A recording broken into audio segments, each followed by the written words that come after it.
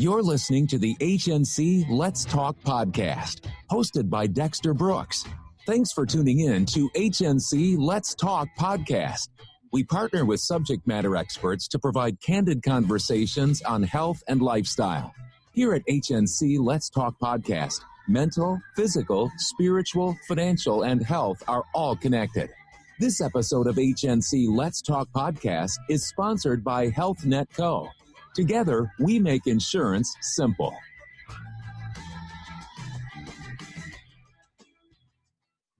Good afternoon, everyone. I'm Dexter Brooks. I'm your host. I also have Jason Schenkel here, who is our co-host. He's the founder and director of the Inner Self and Wisdom. Our guest today is going to be Nina Sonovia Brown. Very excited to bring Nina on here today because she has a lot to talk about. Nina Sonovia Brown uses HRV training with high-performing corporate teams, business leaders, and individuals build personal resilience using biofeedback and neurofeedback. She's the founder and resilience strategies of Sonovia, specializes in employee assistance program, consulting, and resilience training for aviation, education, physical, and mental health wellness leaders. She's award-winning corporate wellness strategist, also college psycho professor, and was a beta tester for the Spire Product Health Tag, the emotional regulation device. Nina, Jason, welcome to HNC Let's Talk podcast. Nina, you got a bio that's a biofeedback. So wow. Thank you. Thanks for having me. Yes. Thank you for having me on too. So I want to jump into this really quickly because I am so curious about how this really works when you talk about biofeedback, neurofeedback, in layman's terms. Explain it. So in layman's terms, we're just using tools to provide individuals with a reward system measurement so they can get a desired result. I want to sleep better. I want to improve my relationships with my family. I want to be a high performer at work. And so biofeedback is the biology feedback, what's happening physically in your body. Neurofeedback is what's happening in your brain to get those desired results. So the feedback part is just really tapping into a reward system. If I can show you something and give you feedback that's going to get that desired results, better relationships, better performance at work, more intimacy at home, etc., then you're going to want to do more. And so the biofeedback really is just a training of a reward system to give you more of what you want in your life. Wow, man. And Jason, your profession, how does this all tie in with you? With this being the mental health industry, right, it's a different modality, right?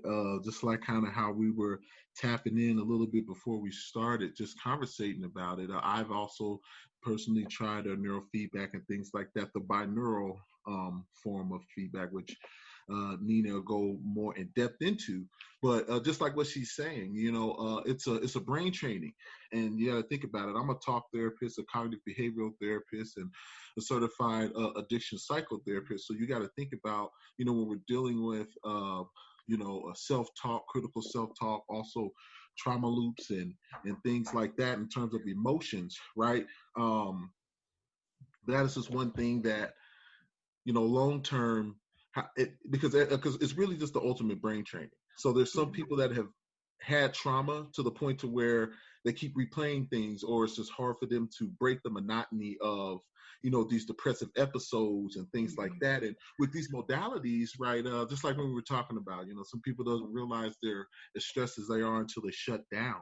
Yeah, just that binaural feedback piece, I've had quite a few sessions. It was really, it's a really great modality, which is neurofeedback. You also, Nina, you also do biofeedback. So biofeedback, I've, read up on it. I have not tried biofeedback. So can you explain the working and the difference between neurofeedback and biofeedback for the audience so they can really know what modality is about?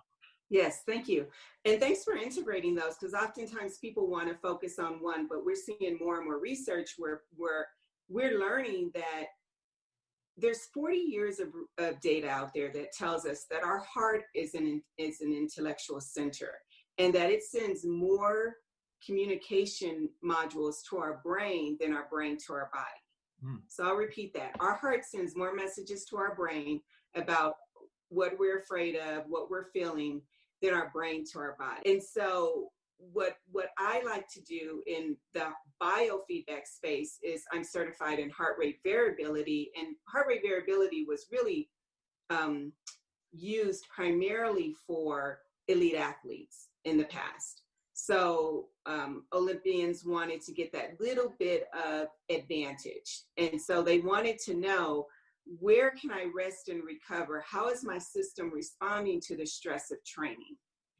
Now we're using heart rate variability. It's not the heartbeats, it's what's happening in between the heartbeats that we're measuring as it relates to emotional regulation. And so the biofeedback that I use is related to heart rate variability. What's happening in between your heart rates? Is it constrictive?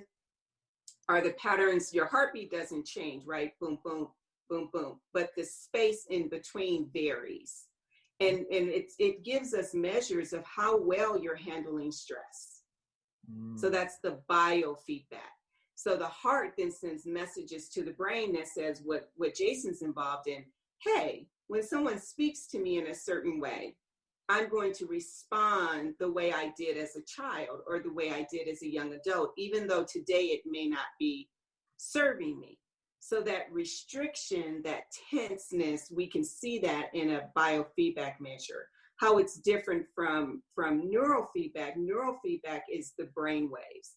So I can look at brain waves and really tell. Sometimes I like to test myself, and just before I connect someone to a device, I'd like to just get to know where they are and if they're activated, meaning if they're anxious, if they're accelerated, if they're in one of those trauma loops, as Jason explained, then we might see a very high intensity, very fast brainwave. And then the goal is to bring them into a lower state. And we do that with binaural beats, where we'll have someone listen to separate beats in each ear.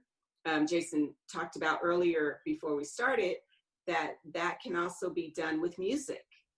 You know, that's why sometimes you'll say, I just want to chill. And so you might put on some jazz, and that could also bring the brain waves down. But neurofeedback is anything that's taken, think about the connections in our brains, the neurology, the connections in our brain. And then the biofeedback is the physiology. Sweaty hands, sometimes you can measure pulse, breathing, etc. So question for you, Nina. On the neurofeedback side, I guess I could say both. Is it possible? Can this be used for pain management? Yeah.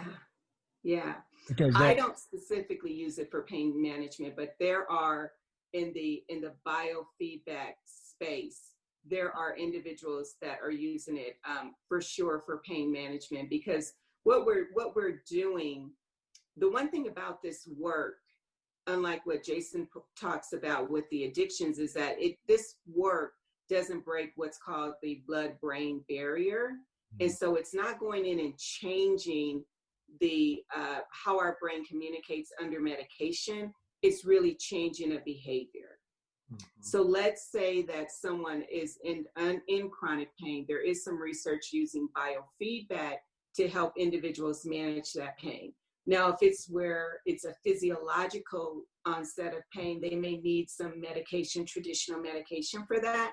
But if it's where their body is tensing, or what they're eating, or not getting enough rest, maybe causing and contributing to chronic pain issues, then this type of biofeedback could really yield some results. I don't use it for pain management. I use it for emotional regulation, but I have seen some data points on that. That is truly interesting. Well, yeah, it is really interesting. And also, as I listen to you, Nina, is, while you're talking about that modality, I can hear how, even with, talk therapy and cognitive behavior therapy, where they kind of marry one another, right? Because, with talk therapy and cognitive behavior therapy, it's more of the processing, right? Yeah.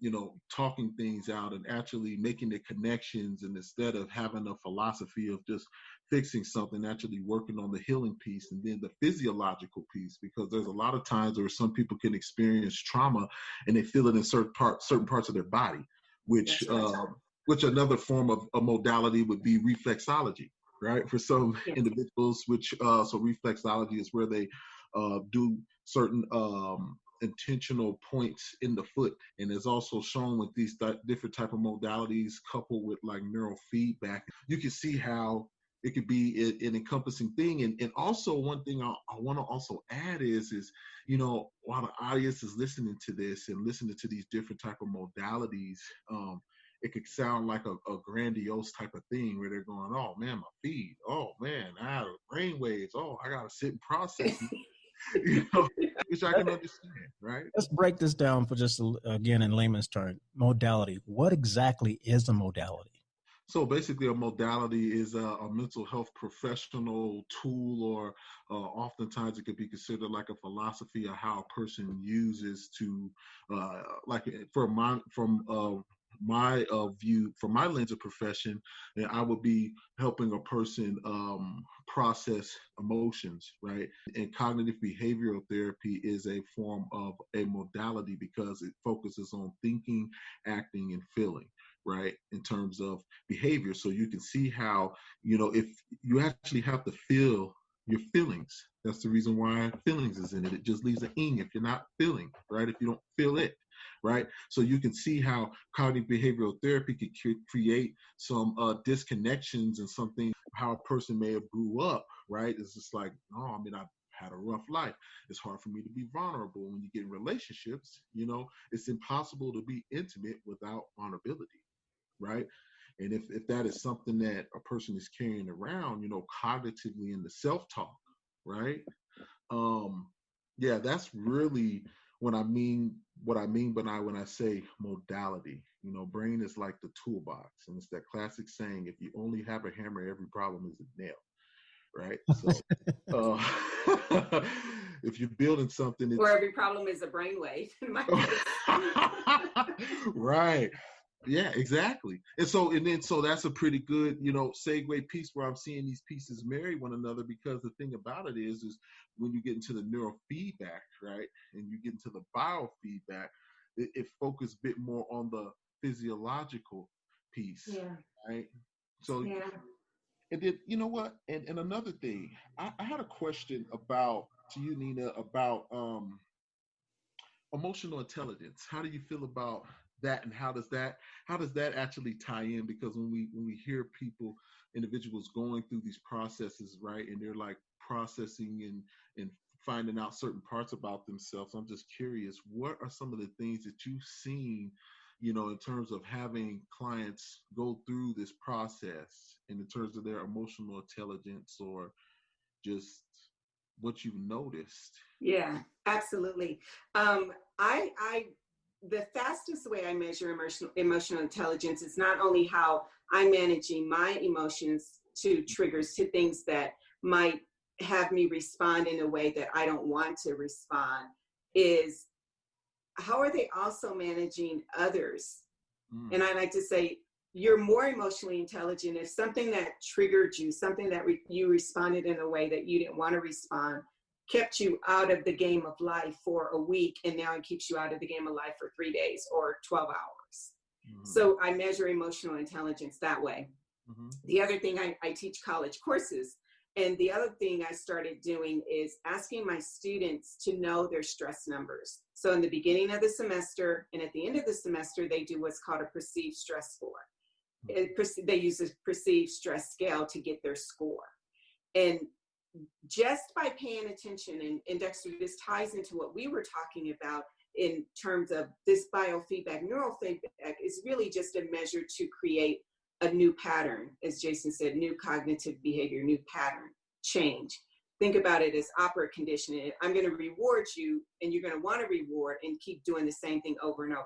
So these students, typically every semester, we're seeing about a 52 to 54% rate where they're either staying the same in their emotional intelligence, or they're getting better with emotional intelligence. I rarely bring devices into the classroom, and all they're doing is paying attention. They're paying attention to triggers. They're paying attention to how they're responding to people. They're doing one thing, which I'd like to leave as a tool we'll talk about later, is they're stimulating their vagus nerve. Vagus nerve is I like to call it the Audubon of our nervous system. It touches all of our major organs. It touches our heart-brain connection. It touches everything. And we can regulate that to create emotional intelligence. And so emotional intelligence is just really, truly being aware of your emotions, managing your emotions. And these students are taking their post-perceived stress score. They're taking that stress scale after and during finals. And we're watching that those stress levels over a 90-day period, they're remaining the same or going up. And about 50 to 51% of that total number, they're going up. And it's just by paying attention. Sometimes I give them a challenge, like you said that you wanted to do more water intake, and how are we creating healthy brains and things like that. But that's my take on emotional intelligence, is anytime that someone can show me. And I just do the measurement scale, Jason. I just ask, if 5 is that you're still going off and 1 you're not, where are you on that scale? And then they let me know. Right. That's interesting. Where do you teach at? You said you're a psychologist. I'd rather not say, but in this community college system. Oh, okay. That's good. I've taught, the reason I asked that is because I've taught at the Community College of Denver for 5 years. Nice. I don't teach there anymore, but and I taught psychology. So yeah. A lot in common. Yeah. I definitely love teaching. It's in our historical blood. It is. Yeah, it is in our historical blood, the Schenkel blood. So yeah, exactly. We've had this talk. Yeah, interesting. Yeah. It's like a continuous circle, right? Yeah. So for those that don't know, Jason and I found that we are related, and that our ancestors from over 200 years ago were educators. Yeah. Yeah, we founded schools, so. Yep. And it's through Schenkelville, Texas, right? Yeah, Schenkelville, Texas. Yeah. It's a real. So the other most famous person, Dexter, is Michael Strahan. Strahan, yeah. Is also from that bloodline. Yes. Oh. Yes. Yeah. Now I'm looking at your website, Nina Salon, and I'm looking here, and it tells me that stress strategies for teams and corporate leaders. Now, I've been in the corporate world for several years, and I know how stressful in the corporate world can be because of all the competition that goes on. How does this stress strategy program work? Absolutely. So one of the things I think of and I teach organizations and individuals is how to build resiliency in the workplace. So if you think about, I like to break down the teams or the individual or the corporation as the brain, right? So are you operating from a fear point?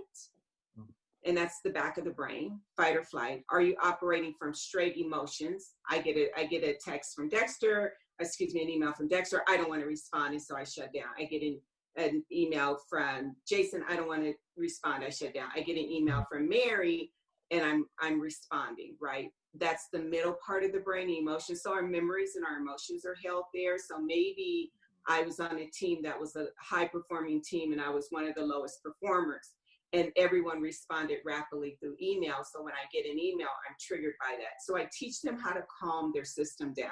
And then the front part of the brain, the kind of decision-making part, is often a part that once we can get past our fight or flight at the back part of our brain, our emotional center where our emotions and our memories are held, we can really perform. So it's really reworking that. So I'll give you the best example of working with a local executive who was really in a crisis.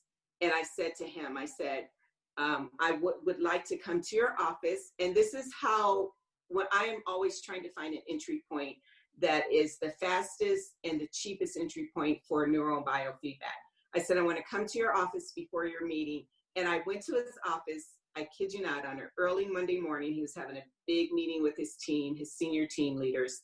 And I had a bag of ice and a This sounds crazy now I think about it. I had a bag of ice and a paper towels, several paper towels in this bag of ice. And I said to him, before you go into that meeting, we have got to calm your vagus nerve down. Remember, the vagus nerve is like our Audubon. It touches all of our systems, and it also, when it's calm, it gives us about an hour of that calm state, research says. So he was activated, and I just had him literally take the napkin and put it at his neck, the base of his neck, because the vagus nerve kind of touches at the base of our neck, where you think about where your spine goes into your brain, like brainal cord back there. The spine brain connection, the back, and I had him touch that. I had him touch on his face, and I said, I want you to take deep breaths. And it shocks your system. It's going to do that. It does it to me every day. I do this technique every day. It does it to me every day, and you never get used to it. But basically what it does is it just calms the nervous system down so that you can perform. And so in the corporate world, if the entity, if the organization is driven by numbers, we're crunching numbers, we're high performing, and your system is already taxed because you were trying to get the kids out the door, you were trying to fight traffic, you're trying to make your numbers. Anything that pushes up against that is going to cause you not to perform.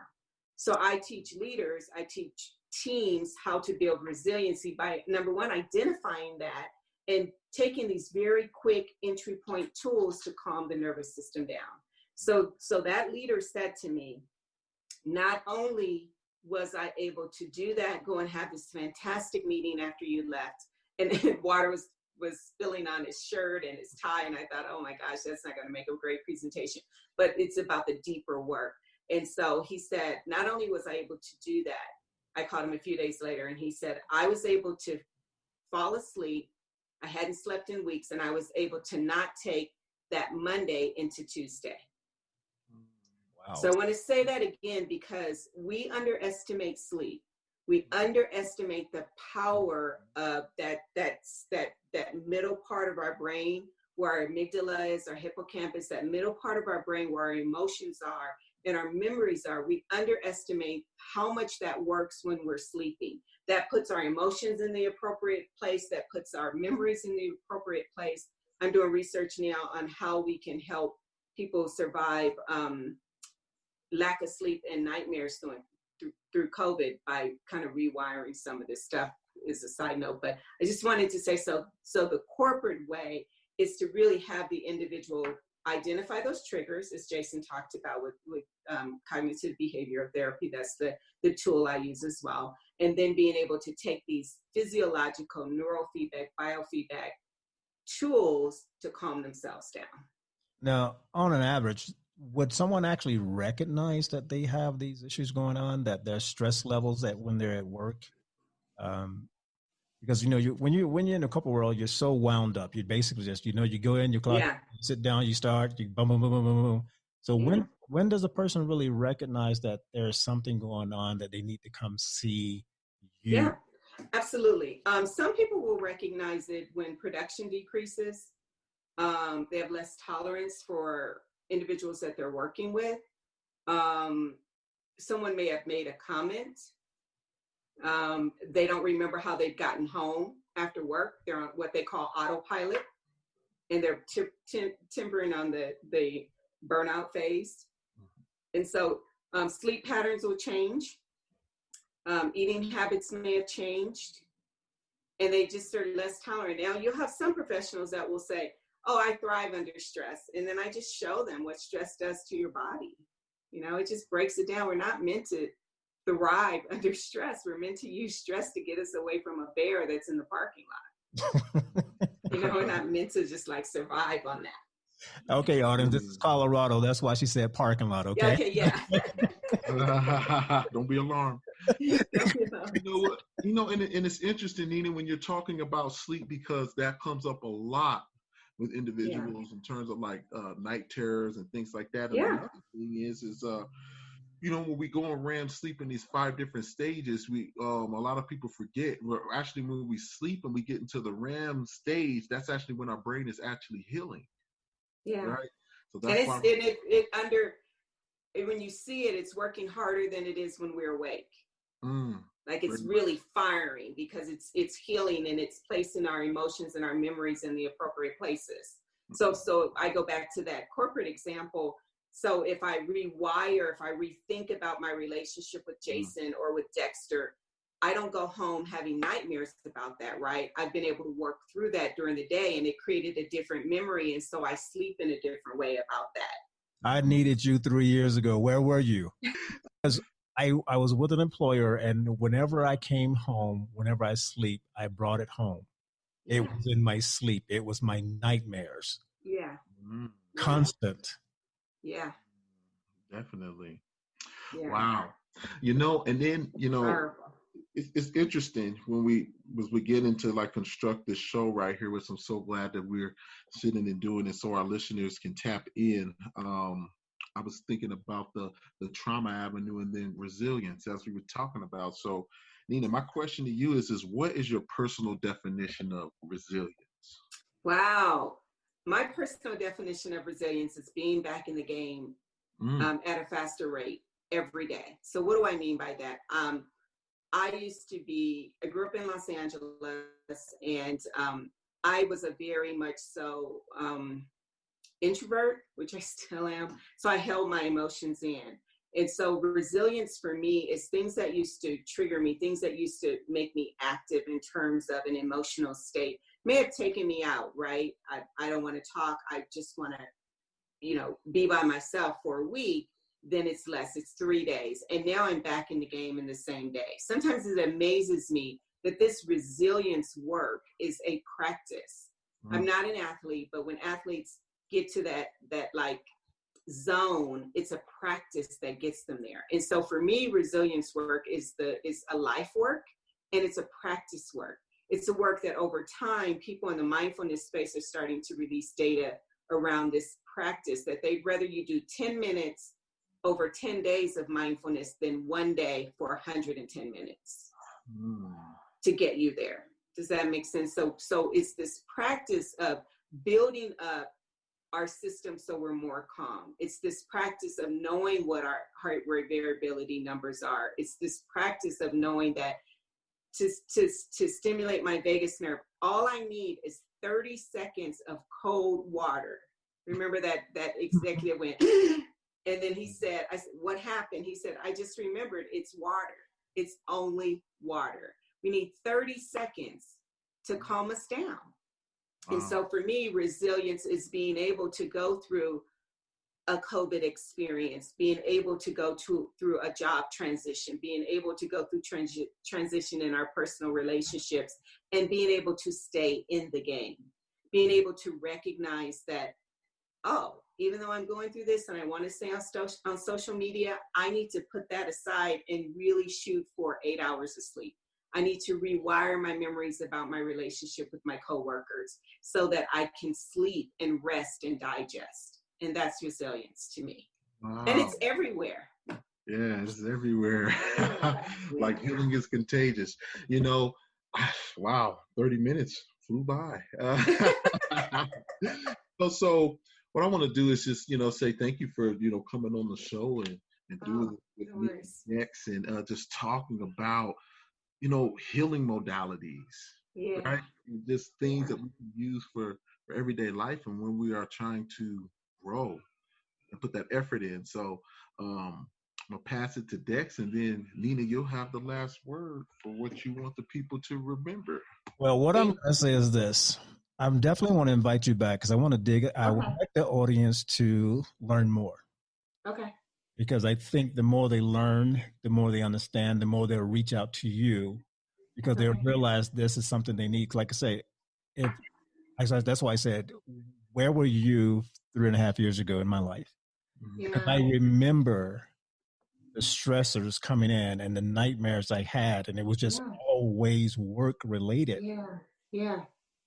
It's the stress. So I would love to have you back on again to go in so people can understand how important it is, the work that you do, the work that Jason does, that way, if you're in the corporate world, it's going to allow you to maintain within the corporate world. Yeah. Yeah, and that's it. not jump out of it because of like I said, the flight. Yeah, yeah. Because the hard part about those triggers is that you can jump out of it and you can almost meet that exact same person and it'll take you right back to that experience. Absolutely. So what I would like to leave with is this. The work that we talked about, as Jason said, people might say, oh, now I got to know about my brainwaves. Oh, now I have to do the work. Oh, now. Really, all we're talking about with these tools is that take one or two into your daily life. So one tool that I like to leave people with is that if you find yourself tensing up or if you find yourself responding, just pause for a moment and label 5 things in your area.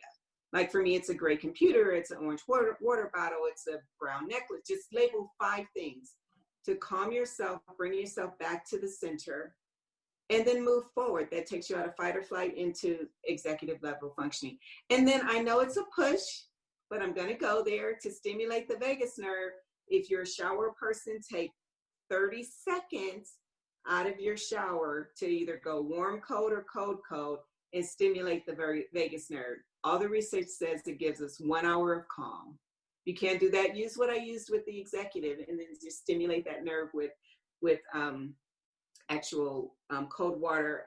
People can find me on Instagram at Nina Sonovia, Sonovia, and I post on Fridays, Brain Fact Fridays.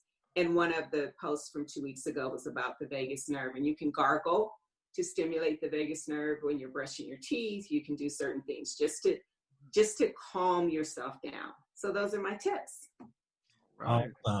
Now, also, I just want everybody to know Nina's website is Solonco, SOLONCO.com. Phone numbers, can I give out that number for you? Yep, absolutely. 303-949-6753. Yeah. And I've worked with people all over the country with biofeedback because we're able to use tools where I can see what's happening in your system. So it doesn't have to be Colorado based, but yeah, most of the clients are here in Colorado. Awesome. So question on that. So basically you can say you do virtual, correct? Yes. In this state that we're in right now, I'm doing a lot of virtual work. Some of my work in the aerospace with commercial pilots has been in the virtual space as well because of their schedules. Yep. Awesome. Well, Nina and Jason, I want to thank both of you for joining HNC Let's Talk podcast today. And again, both of you are always welcome to join. And on that note, we're going to sign off.